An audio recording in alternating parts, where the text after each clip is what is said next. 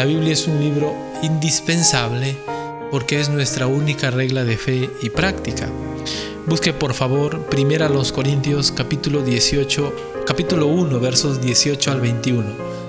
1 Corintios capítulo 1 versos 18 al 21. Cuando decimos que la Biblia es nuestra única regla de fe y práctica, lo que estamos diciendo es que la Biblia es la única guía que nos muestra qué debemos creer y cómo debemos vivir. 1:18 al 21. 1:18 al 21. Miren lo que dice.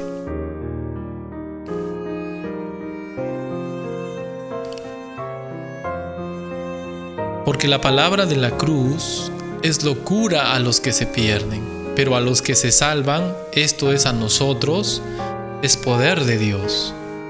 Pues está escrito: destruiré la sabiduría de los sabios y desecharé el entendimiento de los entendidos. ¿Dónde está el sabio? ¿Dónde está el escriba? ¿Dónde está el disputador de este siglo? ¿No ha enloquecido Dios la sabiduría de este mundo? Pues ya que en la sabiduría de Dios el mundo no conoció a Dios mediante la sabiduría, agradó a Dios salvar a los creyentes por la locura de la predicación. En este pasaje se nos enseña que el hombre no puede, el ser humano no puede llegar a conocer a Dios por su propia sabiduría. El ser humano nunca va a poder llegar a conocer a Dios o a seguir a Dios por su propia sabiduría. La Biblia es indispensable como nuestra única regla de fe y práctica. Nuestra sabiduría nunca nos va a llevar a conocer o a buscar a Dios, jamás. Las tradiciones de una iglesia no pueden ser las reglas de fe y práctica. No hay iglesias, lamentablemente, que tienen libros a la par de la Biblia y donde si el libro dice algo y la Biblia como que no, el libro gana, ¿no? Tienen normas aquí escritas, son tradición, son revelaciones nuevas, etc. Y la Biblia queda en un segundo lugar, como que es una reinterpretación de la Biblia. Y no es así. En la sabiduría humana no se puede conocer ni seguir a Dios. Supongamos que usted ha tenido un sueño. Miren, en cuanto a esto de los sueños, yo he llegado a tener una conclusión porque he visto a creyentes sinceros, creyentes que aman a Dios, creyentes que le buscan de verdad, no son gente rara, extraña, mística, no, son gente que conozco de años, ¿no? Y un día, me cuentan que han tenido un sueño. Y por la forma como me contaban esa percepción o la percepción de cómo Dios les va mostrando en las circunstancias las cosas. Yo he llegado a la conclusión de que puede pasar, pero no es inspirado. Puede ser que usted ha tenido un sueño o algo, no lo sé, su experiencia, pero no es inspirado. ¿Qué estamos diciendo? Que cuando decimos que es inspirado, decimos que es la norma de fe y práctica. Decimos que es palabra de Dios. Cuando decimos que es inspirado, lo que estamos diciendo es que lo vamos a seguir sí o sí. Entonces, los sueños no son norma de fe y práctica, no son regla de fe y práctica, son experiencias que uno puede tener, puede percibir. Yo hasta ahora no he tenido sueños, ni visiones, ni nada por el estilo. No soy Dios para limitar no puedo limitar a Dios en ello. Creo personalmente que Dios ya no obra así. Pero si usted ha tenido esa experiencia, un éxtasis, no lo sé, no es la regla de fe y práctica. Puede pasar, puede sentir, puede tener, siento la presencia de Dios. Puede ser, no lo sé, no soy quien para limitar a Dios, pero no es inspirado, es decir, no lo tome como una norma, así es, así será, mi sueño dijo así y así fue. No. La palabra de Dios es más importante que, y no es inspirada, es decir, es nuestra norma de fe y práctica, es nuestra regla para seguir. Inspirado significa eso, que como viene de Dios, como es de Dios, es nuestra norma de fe y práctica. Y yo le animo a pensar así. En nuestra sabiduría no podemos llegar a conocer a Dios. Miren, muchas congregaciones, muchos grupos religiosos se han abierto porque uno de sus líderes tuvo un sueño y tuvo una visión. Y normalmente ha sido así. Puedo citar nombres, ¿no? Espero que no se vayan a ofender. Pero puedo citar nombres de grupos donde en la historia de esos grupos el líder fundador tuvo una visión, y porque tuvo esa visión, tuvo un sueño, tuvo una revelación, entre comillas, fundó un nuevo grupo religioso. Y lamentablemente esos grupos religiosos se alejan de Dios, se alejan de la verdad, porque le han puesto tanto encomio a su sueño, a su visión, ni siquiera se pusieron a reflexionar si ese sueño, esa visión era de Dios. Porque no son inspirados. Puede ser una experiencia personal, algo que no sé, ¿no? Puede ser que Dios quiera hacer así con usted, pero no es la norma, no es la regla para seguir. En cambio, la Biblia es indispensable, porque si usted quiere seguir a Dios, no necesita tener sueños, no necesita buscar que Dios le diga, Señor, muéstrame una visión. No necesita eso. Usted lo único que necesita es la palabra de Dios. Ahora, si usted quiere seguir a Dios en base a sus normas, a su forma de... Olvídese, no se puede seguir así. En nuestra sabiduría no se puede conocer a Dios. En nuestra sabiduría no se puede acercar uno a Dios. Mire lo que dice Colosenses capítulo 2, versículo 8. Colosenses 2:8. Mirad que nadie os engañe por medio de filosofías y huecas sutilezas, según las tradiciones de los hombres, conforme a los rudimentos del mundo y no según Cristo. No solamente esas experiencias que uno puede tener, sino también el otro lado, el lado de que algunos usan mentiras para engañar, utilizan doctrinas, pensamientos elaborados para poder convencer a la gente y arrastrarlos tras el error. Lamentablemente, cuando una persona no valora la Biblia, no es su regla de fe y práctica, uno va a seguir cualquier cosa que le digan. Y ese es el punto. La mente queda desprovista, la mente queda sumida en una inclinación pecaminosa cuando uno deja la palabra de Dios. Así que si usted quiere seguir a Dios, usted debe priorizar la palabra de Dios, priorizar la Biblia, priorizar el estudio, la meditación, la reflexión, y poco a poco ir acercándose cada vez más a lo que Dios quiere, a lo que Dios anhela, a lo que Dios desea, y mirar estas doctrinas, estas enseñanzas, estas religiones, estas sectas que aparecen, pues con cuidado, porque son peligrosas, son cuidadosas. Y hay de todo, ¿no? Hay de todo, pero hay que tener cuidado con ello. Si la palabra de Dios es nuestra norma, nuestra guía, entonces ningún otro libro debe tener esa prioridad, ningún otro libro debe tener ese lugar que tiene la palabra de Dios. Y si la palabra de Dios es contradecida por alguno de estos libros, desechar esos libros porque no son inspirados. Yo puedo hacer mi comentario, puedo escribir un libro, y muchos hombres han hecho eso. Esos libros son ayuda porque son hombres que han tenido el Espíritu Santo y que nos ayudan a entender la palabra de Dios. Nosotros no somos los únicos que hemos tenido el Espíritu Santo.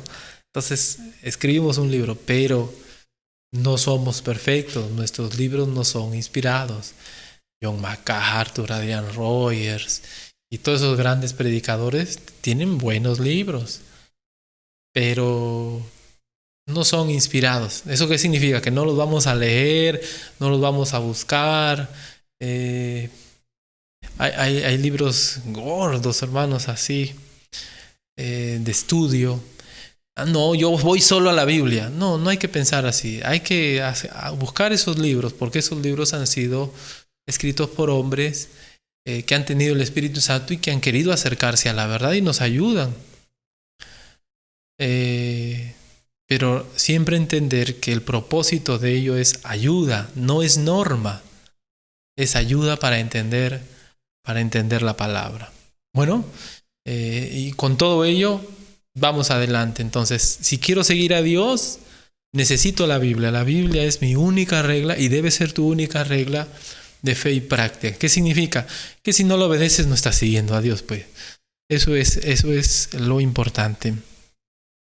Algo también importante porque la Biblia es necesaria es que es inmutable. Es la palabra inmutable para el hombre mutable. Es la palabra inmutable para el hombre mutable. Miren por favor Salmo 119, 89. Salmo 119, 89 y el Salmo 119, 38. Ahí marquen los dos. Miren lo que dice. Salmo 119, 89 y Salmo 119, 138. ¿Qué dice el 89? Dice, para siempre, oh Jehová, permanece tu palabra en los cielos. Y el 138 dice, tus testimonios que has recomendado son rectos y muy fieles. Y no había apuntado el 152 que dice, hace ya mucho que he entendido tus testimonios, que para siempre lo has establecido. La palabra de Dios es eterna. Y así nosotros podemos confiar en la palabra de Dios, ¿verdad? Porque nuestras palabras son temporales, por más que estén escritas en un libro, pues no son para siempre. En cambio, la palabra de Dios va a ser para siempre. ¿Hacemos bien en depender, en descansar en algo que es temporal? No. Pero si descansamos en la palabra de Dios, sí, porque la palabra de Dios es eterna. Note por favor, bueno, sí lo había notado. Salmo 119, 152 dice, hace ya mucho que he entendido tus testimonios, que para siempre lo has establecido. Isaías 48, miren lo que dice Isaías 48. Sécase la hierba, marchítase la flor, mas la palabra del Dios nuestro permanece para siempre. Sécase la hierba, marchítase la flor, mas la palabra del Dios nuestro permanece para siempre. Y Marcos 13:31, Marcos 13:31 dice un versículo conocido por todos, ¿verdad? El cielo y la tierra pasarán, pero mis palabras no pasarán. Es mejor, es más excelente confiar en la palabra de Dios antes que confiar en las palabras de los hombres. En tanto las palabras de los hombres sean una ayuda, algo que nos lleva a pensar en la palabra de Dios, es mejor. Pero si ya las palabras de los seres humanos se vuelven norma, autoridad para nosotros, entonces no estamos bien.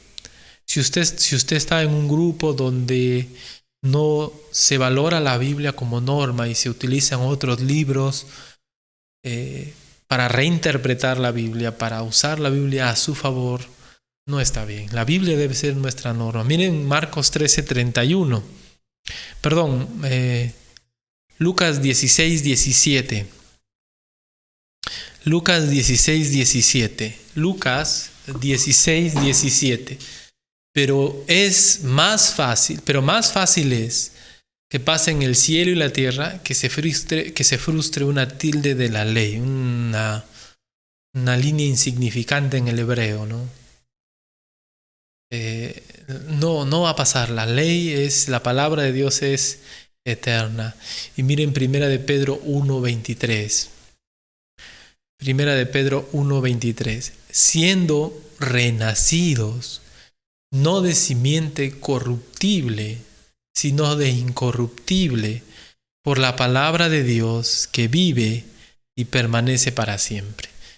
Nosotros no podemos confiar como norma, como autoridad, en las palabras, en los dichos de un ser humano, en las filosofías de alguien. Todo eso va cambiando, ¿verdad? La ciencia, que para algunos es la norma, va cambiando, va evolucionando. Las filosofías en la educación van cambiando, van evolucionando, en algunos casos me parece que van retrocediendo, pero la palabra de Dios no cambia. se mantiene tal y cual fue escrita. Entonces, si yo voy a confiar en lo que dice la psicología, y aunque se contraponga con la palabra de Dios, entonces voy a perderme, voy a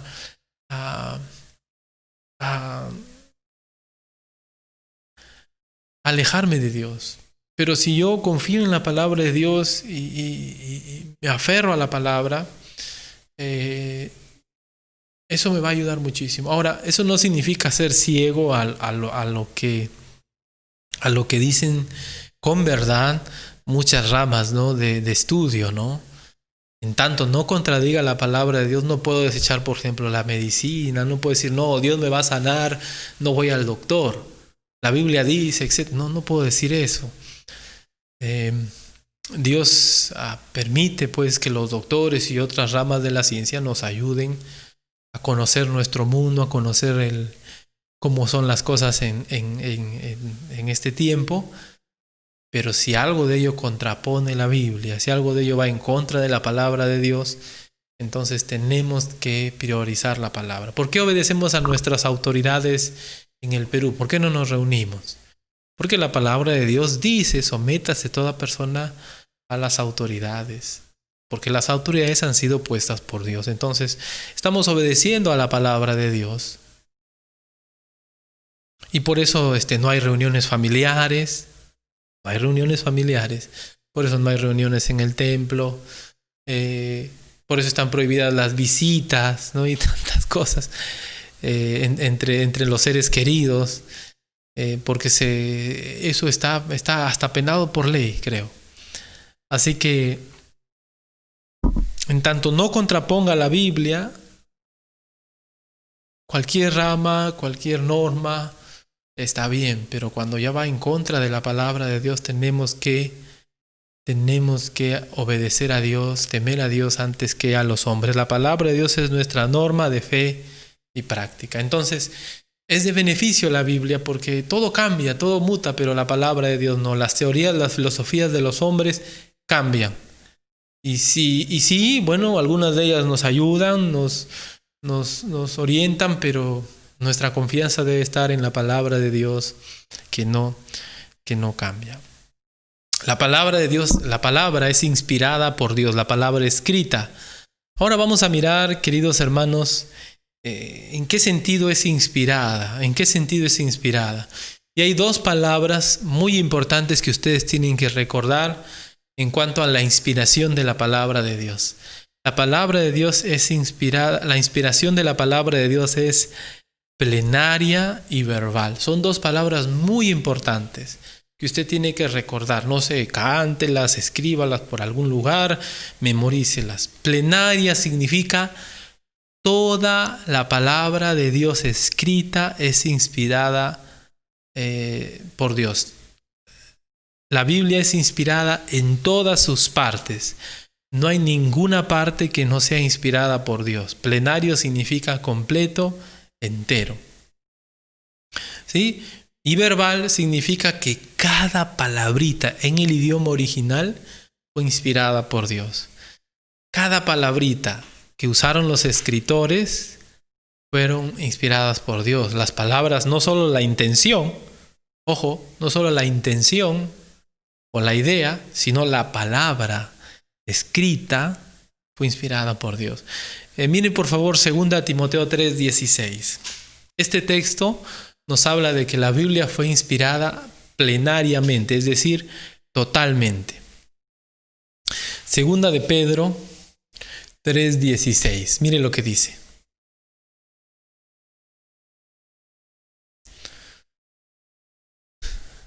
Toda la escritura es inspirada por Dios y útil para enseñar, para redarguir, para corregir, para instruir en justicia.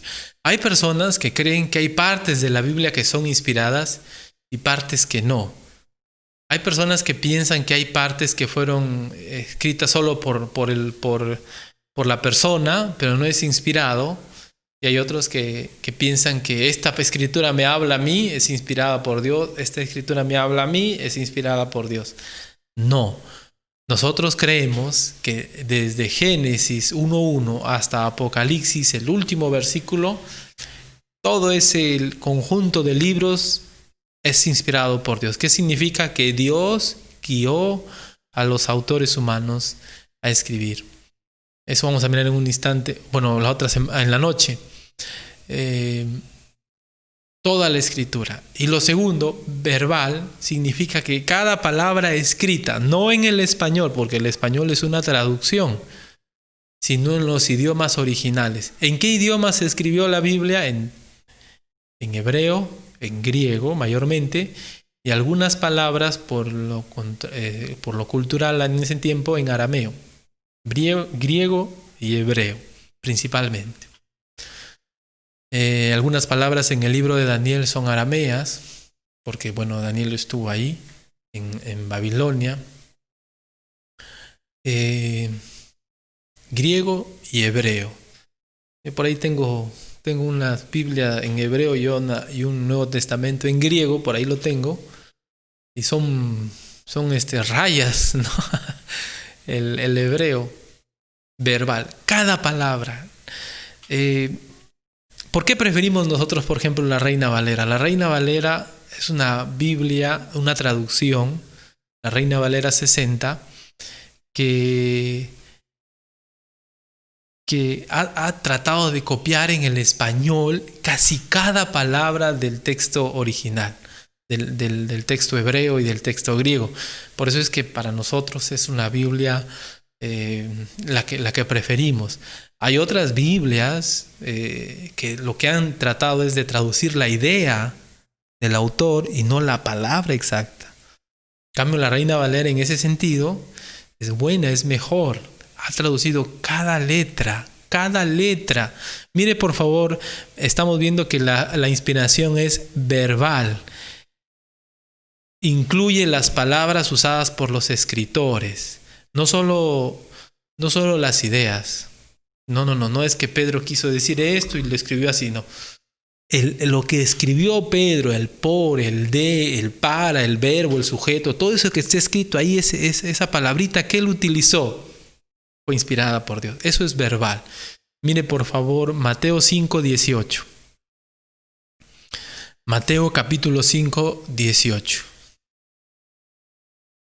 Porque de cierto os digo que hasta que pasen el cielo y la tierra, ni una jota ni una tilde pasará de la ley hasta que todo se haya cumplido. Se refiere a las palabras escritas, ¿lo ve?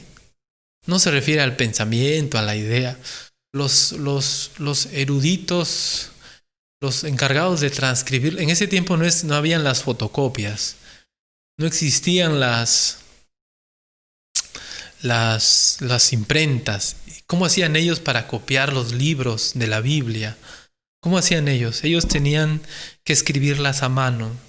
Un pergamino, un rollo se iba envejeciendo y entonces ellos, al ver que ya se iba deteriorando, los escritores del Antiguo Testamento, los escribas, los que se encargaban de fotocopiar a mano el Antiguo Testamento, tenían que escribir cada letra, cada jota, cada tilde, cada rayita del hebreo, lo tenían que escribir. Y tenían reglas, tenían normas para dar exactamente con una copia idéntica. Por ejemplo, es que creemos que es verbal, que es inspirada en cada palabra. Ellos sabían cuántas palabras habían, cuántas letras habían en tal o cual libro. Tenían contabilizadas el número de letras que había en Génesis y las contaban. Tenían también, como es una forma de lenguaje un poco así geométrico, digamos así, sabían en qué letra comenzaba este versículo y en qué letra terminaba. Sabían cuál era la letra del medio de todo el libro. Tenían reglas de tal manera que a nuestros días, el Antiguo Testamento sobre todo, ha llegado lo más exacto casi es lo mismo literalmente que había. Cuando encontraban la palabra Jehová, ellos tenían normas. Por ejemplo, se bañaban creo que 7 veces antes de escribir la palabra Jehová. Y cada vez que iban a escribir Jehová, tenían que cambiar de pluma o escribirlo con un lapicero nuevo, ¿no? No podían escribirlo con uno que ya hayan usado. Esas normas exigentes de métrica, de contar palabras, ayudaron a que cada palabra, cada letra del Antiguo Testamento llegue a nuestros días. Hay estudios sobre eso muy, muy extensos, ¿no? Como si usted puede investigar. Todo eso está en Google, así que investigue, es muy bueno. Pero lo que estamos diciendo es que la inspiración de la Biblia es verbal. No solo es plenaria, es decir, toda la Biblia, de Génesis hasta Apocalipsis, es inspirada por Dios, sino que es verbal. Cada palabra, cada letra de la Biblia en el original fue inspirada por Dios. Cuando llegamos a hablar del Nuevo Testamento, Pablo dijo así, y vamos a mirar eso con más detalle más adelante. Primera a los Corintios 2:13, hoy día no. Primera a los Corintios 2:13 dice: lo cual también hablamos, no con palabras enseñadas por sabiduría humana, sino con las que enseña el Espíritu, acomodando lo espiritual a lo espiritual. Y Pablo está diciendo que lo que le guiaba a él a escribir o hablar esas palabras era el Espíritu Santo. Y en efecto, el Nuevo Testamento también es inspirado por Dios. Lamentablemente en el Nuevo Testamento no hubo esos cuidados que hubo en el Antiguo Testamento. Y lamentablemente hay más inexactitud en varias cosas.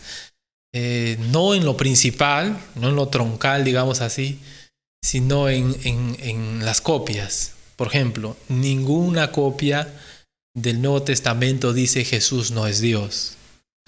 Todos dicen Jesús es Dios. Ninguna copia del Nuevo Testamento dice Dios es que Jesús vino a morir por... Todos dicen Jesús vino a morir por nuestros pecados. Todos dicen lo principal. Fallan, ¿saben qué? En que, por ejemplo, una copia dice esto es de Dios y otra dice esto es por Dios. Así, en esos detalles de que como cuando usted está en el colegio y se acuerda cuando le ponían en la pizarra ahí para copiar y usted copiaba y se saltaba un renglón y se comía un renglón. Algo así, errores de copiado, no de doctrina. De todas maneras, con todas esas fallitas en copiar, el Nuevo Testamento también ha llegado lo más puro posible a nuestros días. Dios guió a cada autor, ¿se imagina? A escribir cada palabra, el artículo que escribieron. Hay toda una ciencia en cuanto al estudio de cada una de esas palabras, no en el español. El español es la traducción. Preferimos la Reina Valera 60, porque la Reina Valera 60 copia casi esas palabras en el hebreo, en el griego, los ha traducido al español. No ha traducido la idea, sino ha tratado de traducir cada palabra. Creemos que la Biblia es inspirada por Dios plenariamente, es decir, toda la Biblia, de Génesis hasta Apocalipsis, y creemos que la Biblia es inspirada por Dios en forma verbal. Cada palabra en el idioma original, en los escritos originales, fue inspirada por Dios, cada palabra. Lo que tenemos hoy en día es que a través de los años han habido fallas en las copias, pero son mínimas, son detallitos que no afectan la doctrina ni la palabra pura de Dios. Por eso creemos en la inspiración verbal y la inspiración plenaria de la Escritura. Con todo eso, ¿qué queremos decir? Que la Biblia es palabra de Dios y que es nuestra norma de fe y práctica. Y que nosotros tenemos que tener un amor por la palabra, un amor por la Escritura, un amor que nos debe llevar a someternos a ella, a amarla, a valorarla, porque Dios ha tomado mucho esfuerzo, muchos hombres han dado su vida, han sacrificado su ser, con tal que la palabra de Dios llegue a nosotros. Siempre me acuerdo de esta ilustración que un pastor compartía, como en un lugar donde eran perseguidos donde los comunistas que desprecian la palabra de Dios los apresaban a los cristianos. Me acuerdo de este siervo que él compartía. Él decía que en uno de estos lugares los comunistas, en el afán de burlarse de Dios y de menospreciarlo, utilizaban la palabra de Dios, las hojas de la Biblia, para sus necesidades, ¿no? Y se limpiaban. Y dice que los cristianos en ese lugar, ahí apresados, iban a los lugares donde estaba la palabra de Dios ahí rota, sucia, las hojas, y las limpiaban y se ponían a leer. No había otra manera de leer la palabra de Dios. Eran perseguidos y en esa manera limpiaban las hojas y se ponían a meditar en la palabra de Dios. Nosotros tenemos libertad para reflexionar en la Escritura. Nosotros tenemos la tranquilidad de poder usar cualquier hora del día para tomar la Escritura y meditarla. Pero ¿sabe qué? No lo hacemos. No lo hacemos. Anímese, reflexione, piense en la palabra de Dios, medite en ella, tome ese encomio. Si usted ama la palabra, usted ama a Dios. Si usted desprecia la palabra, usted desprecia a Dios. Que Dios nos ayude, hermanos, que Dios nos ayude a crecer y a reflexionar en este tema de que si Dios se ha preocupado tanto en que la palabra de Dios llegue pura hacia nosotros, lo más pura, nosotros hacemos mal cuando la desdeñamos, cuando nos levantamos y pasamos un día siquiera sin leer la Biblia. No la necesitamos, entre comillas, y eso no está bien. Vamos a orar para terminar. Gracias te damos, Señor, por este tiempo. Gracias por tu palabra. Gracias, Señor, por hacernos ver que lo necesitamos y que tú has tomado empeño, trabajo en que la palabra de Dios llegue a nosotros. Te pido, Dios, que tú nos ayudes a reflexionar, a entender, a creer más en tu palabra. Y si hay alguien que no te conoce, Señor, y que menosprecia tu palabra, que piensa que no la necesita, ayúdale a hacerle ver que está equivocado, que está errado, que todo cambia, que lo único que no cambia es tu palabra, porque viene de ti, que no cambia, Señor. Y que en tu palabra hay salvación, que en tu palabra hay esa oportunidad, Señor, para arrepentirse y creer en Jesús como su Señor. Oro, Padre, por nosotros, los cristianos. ¿Qué clase de cristianos somos, Señor, que dejamos de lado tu palabra? Que lo más importante son cómo nos sentimos o cómo nos va. No debe ser así, debe ser tu palabra la que nos guía, Padre. Gracias te doy, Señor, por este tiempo. Ayúdanos a reflexionar, Padre, en el nombre de Jesús, nuestro Salvador. Amén. Gracias, hermanos, a Dios por su palabra en este tiempo.